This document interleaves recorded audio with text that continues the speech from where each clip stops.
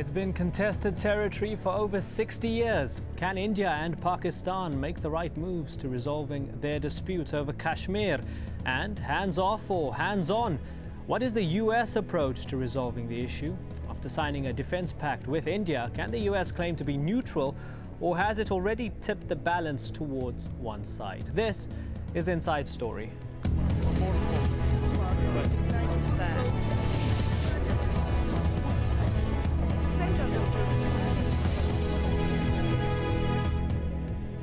Welcome to the program. I'm Imran Garda. Kashmir, the pain that won't go away. The region has been talked about across the globe this week, but in very different terms. Right now, an international peace conference on Kashmir is happening in Washington.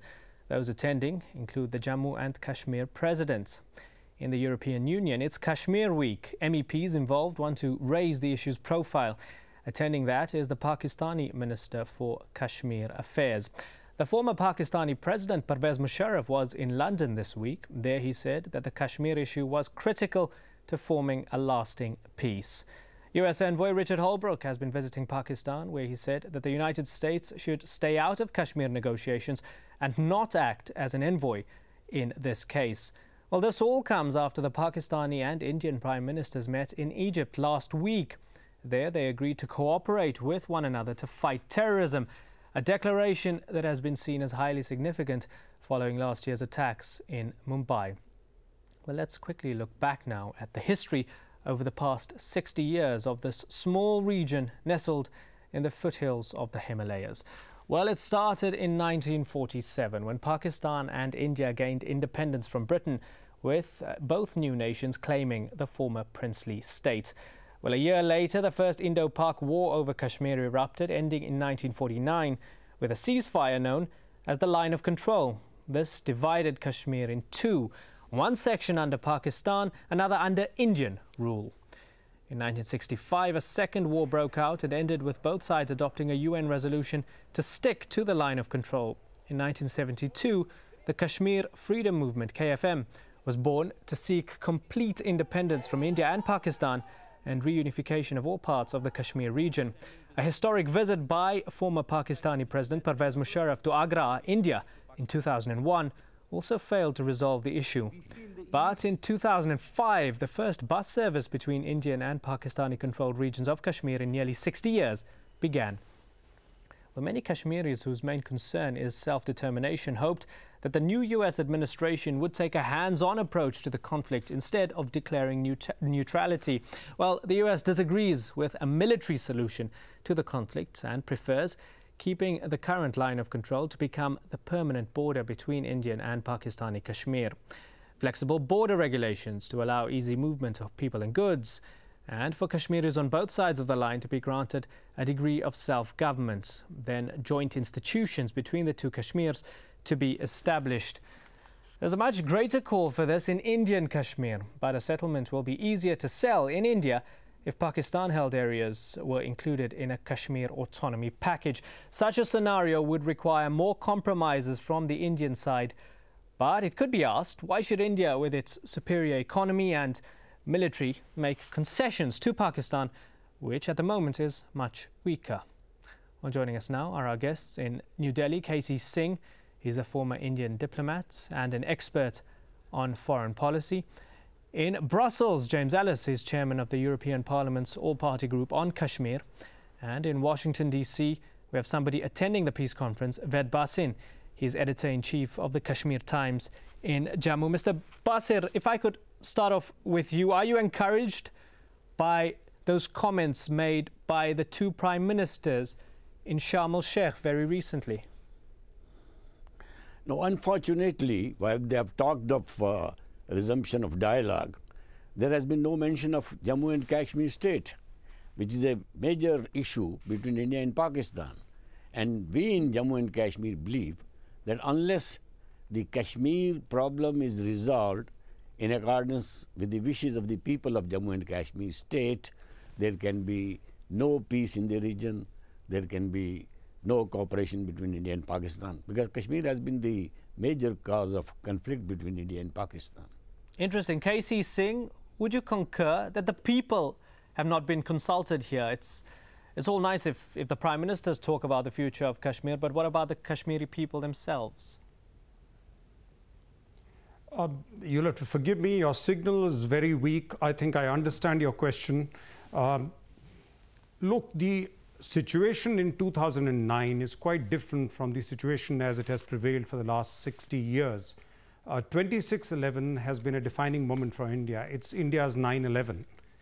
And I think the Indian desire, or the desire of the Indian people and the desire of the Indian government to settle this issue with Pakistan is today under the shadow of this gun of terrorism being held to the head of India.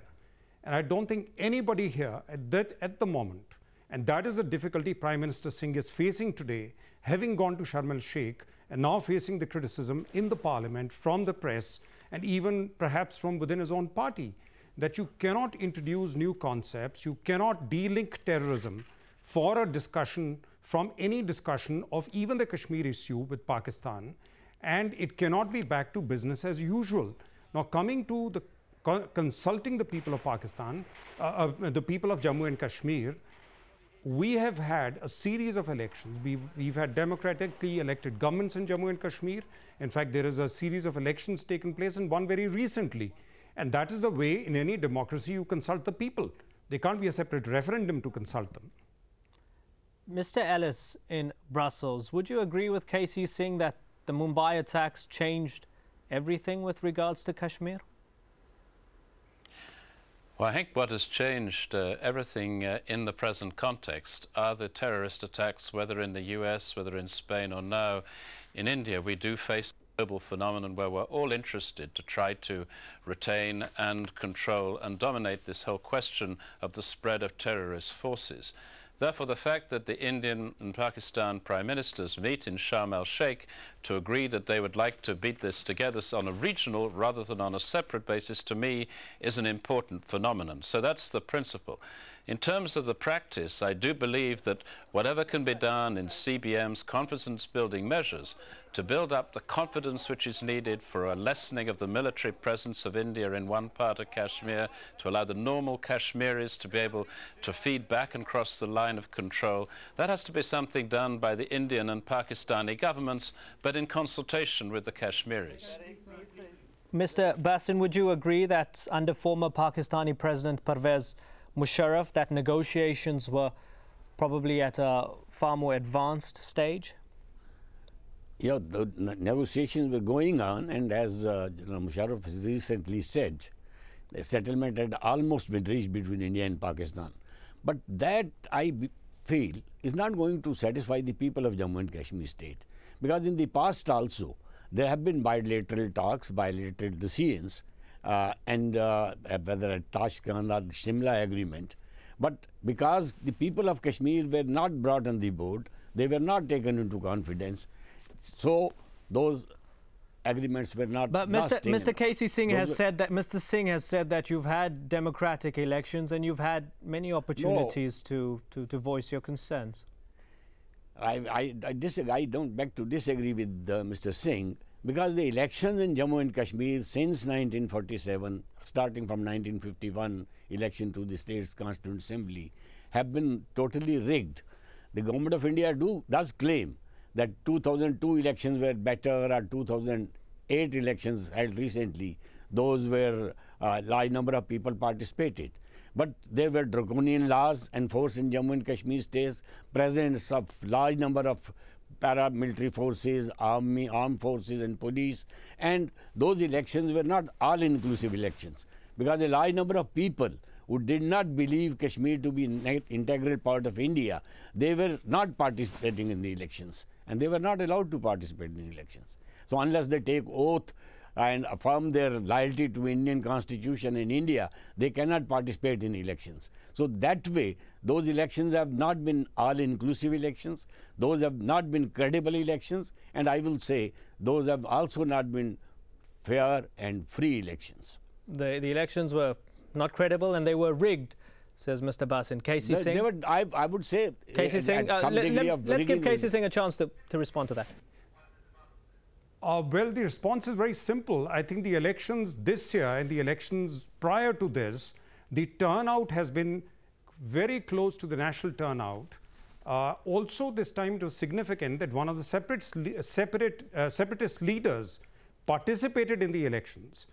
So I think amongst the Hurriyat conference, this debate had begun that how long can you sit out on the sidelines, and there's a degree of concern amongst them because the people of Jammu and Kashmir were not willing to listen to their boycott call. They participated in the elections, and for someone to say that the elections in India are rigged, well, that's like saying elections are rigged anywhere. I think the loser can just, or someone sitting outside can do that. But Singh, India has a very transparent Mr. Singh, are we ever likely to see election monitoring? Sorry to interrupt you. Are we ever likely to see that referendum that was called for by the United Nations almost 6 decades ago for the people of Kashmir to decide their own future? If we have to go back to that, you're talking of the resolution of August 11, 1948. It was India which took the case to the UN Security Council. It wasn't Pakistan that went there. And the plebiscite resolution had a couple of conditions attached to it. The first condition was that Pakistan will withdraw all their troops. Second, India will reduce their troops. And thirdly, the plebiscite will be held. But Pakistan never withdrew their troops. Number one. And number two, even from the Pakistani-occupied Kashmir and the northern areas, there's a part of that territory which Pakistan has ceded to the Chinese. So there is an area which is under dispute. And from that area, a part has been unilaterally ceded by Pakistan to China. How can they settle that thing with them? So if you go that far back to a UN Security Council resolution, then you'll have many other questions which will arise and subsequent issues which have rendered. For instance, now you can say a Simla agreement in 1972. It does not make any reference to plebiscite. And that's where the Prime Minister of Pakistan, a popularly elected leader, Prime Minister Bhutto, came and sat down and came to an agreement with Mrs. Gandhi. And that is where India and Pakistan agreed that bilateral issues, and Mrs. Gandhi was under pressure to settle Kashmir issue once for all because of holding Pakistani prisoners of war. Okay. But she was gracious when Bhutto insisted, and she introduced the element in that of outstanding issues, which means bilaterally India-Pakistan will settle bilateral issues through dialogue. Now, how can you say that a 1972 agreement does not supersede anything that precedes it? Let's bring in Mr. Ellis. Mr. Ellis, talking about the international role here, particularly the United States, do you think that the United States has had a hands-off approach, particularly very recently under the Obama administration now with regards to Jammu and Kashmir and its future? Well, I think that I'd see this in 3 stages. Firstly, the statements made by President Obama when he was on campaign just before the presidential election last November, where there were some interesting comments about how we should make progress in Kashmir because of the general context and in the area where it finds itself with real big issues in Afghanistan next door and also in Pakistan on security questions.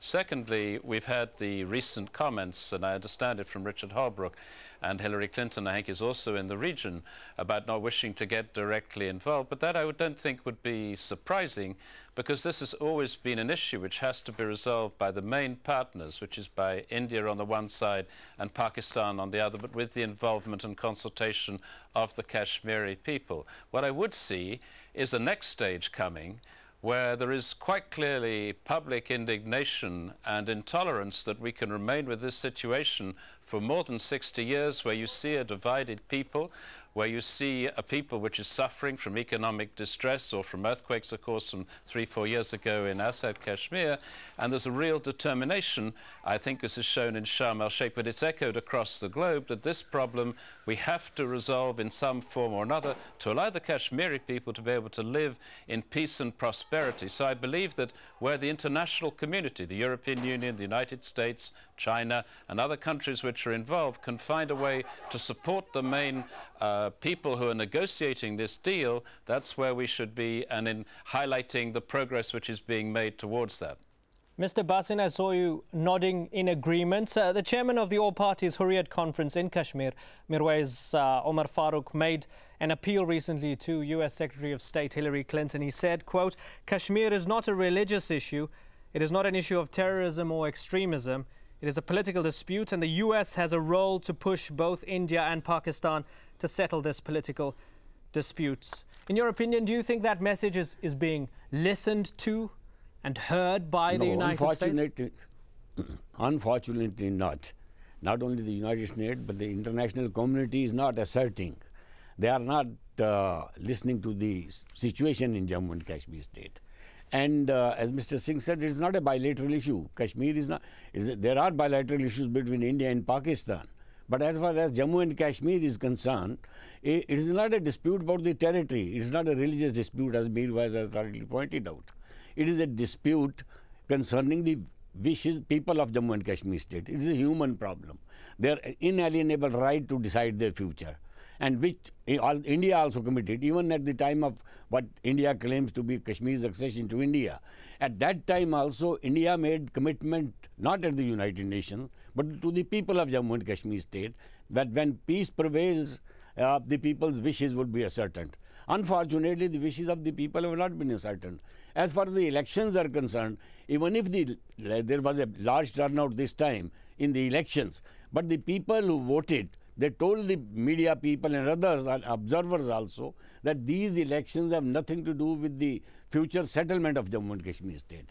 These are concerned only with the governance within Jammu and Kashmir state. As far as the future of Jammu and Kashmir state is concerned, the vast majority of people in Jammu and Kashmir believe that without ascertaining their wishes, no solution can be lasting, no solution can be just, no solution can be democratic. So for that purpose, they would like, if the plebiscite is ruled out, then the other way out is that there should be a solution through a process of dialogue between India and Pakistan, but also involving the people of Jammu and Kashmir state, who are the major party to this dispute. Mr. Ved Basin, this is where we thank you. Thank you very much for joining us. Editor-in-Chief of the Kashmir Times in Jammu, joining us from Washington, D.C. Now, just a quick reminder, on Wednesday, Special Representative for Afghanistan and Pakistan, Richard Holbrooke, said he considers the recent meeting between the Indian and Pakistani Prime Ministers at the non-aligned summits an opportunity to restart their discussions on Kashmir.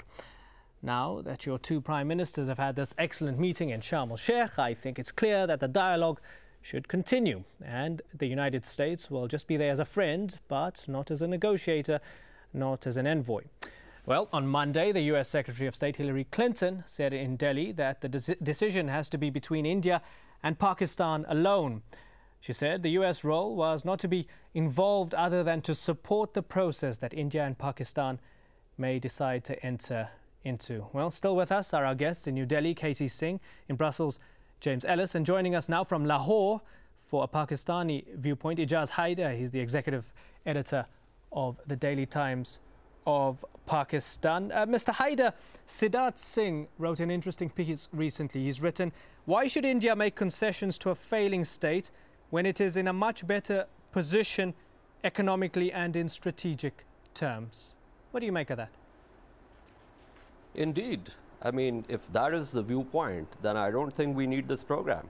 Or for that matter, we obviously did not need the meeting at Sharm el-Sheikh and also the joint declaration that was put out there. But the fact of the matter is that more discerning analysts and also the principals on both sides realize that that is not the course. Disengagement is not really a policy. In which case, as Prime Minister Manmohan Singh has also said, and before him other Indian leaders, and also on the Pakistani side, that you can't just simply change your neighbors. Neither of the state can up and leave and find another part of the globe. So what do? There are issues here, and those issues need to be resolved. And the normalization process, in fact, was the mechanism in and through which we thought that the idea of moving towards the resolution of various disputes, because it had various baskets in it, would be the kind of mechanism which will allow the two sides to essentially move back from their maximalist and in some cases deterministic positions, including on the issue of Kashmir. Now, I heard in the first segment Ambassador Singh talk about Mumbai, and Pakistani state as well as the people of Pakistan are on record as having said in so many words that Mumbai was a very tragic incident, and the Pakistani government is already in the process of finding out who the culprits were. And there are people who are under arrest. There have been exchanging of dossiers on both sides, and questions and investigations are going on.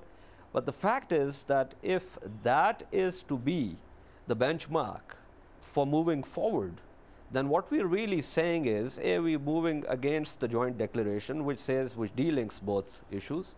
And the other thing is that then any terrorist attack on the Indian soil would mean that the state of Pakistan is complicit up until it proves itself innocent.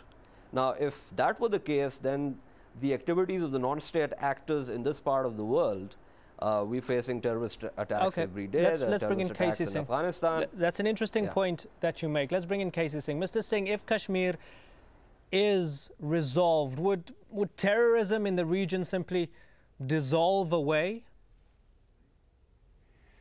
I think that is not the issue today. Perhaps it would not be, but then the terrorism, there wouldn't be two kinds of terrorism coming out of Pakistan. At the moment, there is one kind of terrorism which is aimed at India, and there's another kind of terrorism which is targeting the Pakistani government and the US forces. Now, the Indian argument is that you cannot have this dichotomy, this schizophrenic behavior, where you have two kinds of terrorism emanating, and you don't get a fix and control over one of them, and you are fighting the other one. So at the same time, you are both the victim and the perpetrator.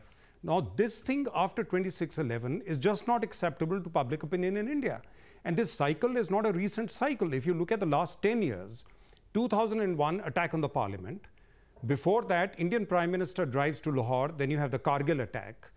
2001 attack on the parliament, it disrupts the dialogue process. 2004, 2002, President Musharraf says we will not allow Pakistani territory to be used for any terrorist acts against neighbors. It happens again. 2006, you have the train bombings. And again, the dialogue process starts and the anti-terror mechanism is set up. Okay. And then you have this let's bring in huge James Ellis attack in Mumbai. You've put, now, therefore, if you've mentioned have this cycle a big menu here, where terrorism big goes on disrupting the dialogue process. Sorry to interrupt you. Let's bring in James Ellis here. There are groups, sorry to interrupt you, there are groups like Lashkar-e-Toiba, Mr. Ellis, which attack India and which were founded as a result of the Kashmir dispute. Surely those can't be sustained the closer India and Pakistan get to resolving Kashmir, can they?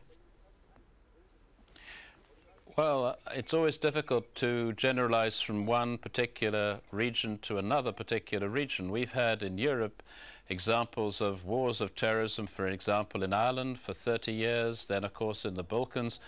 And these are things which are, if you like, inspired by a whole range of different factors.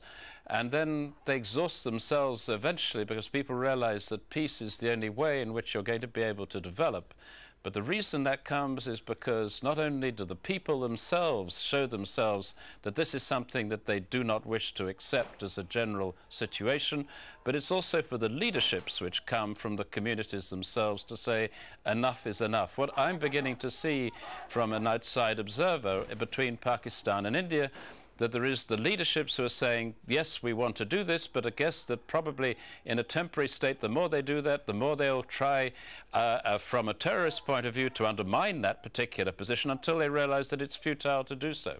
All right, gentlemen, we tried to get as many opinions as we could in this short time. Thank you very much.